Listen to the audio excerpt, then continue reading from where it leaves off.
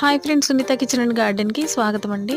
Friends, ఈరోజు అయితే నేను మీకు అల్లం వెల్లుల్లి పేస్ట్ 1 మంత్ వరకు తాజాగా ఉండాలంటే చిట్కా చెప్తానండి.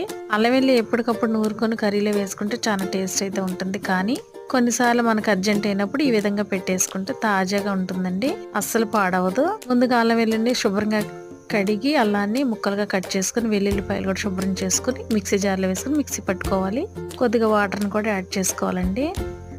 ఇలా మిక్సీ పట్టుకున్న అల్లం వెల్లుల్లి పేస్ట్ని ఒక డబ్బాలో, తడి లేని డబ్బాలో వేసుకుని ఒక 2 స్పూన్స్ ఆయిల్, ఏదైనా మనం వాడుకునే మంచి నూనె వేసి బాగా కలిపి మూత పెట్టి ఫ్రిడ్జ్లో స్టోర్ చేసుకోవాలి.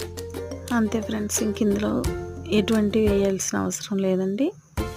తాజాగా ఉంటుంది, ఎప్పుడంటే అప్పుడే నూరినట్టుగా ఫ్రెష్గా ఉంటుంది.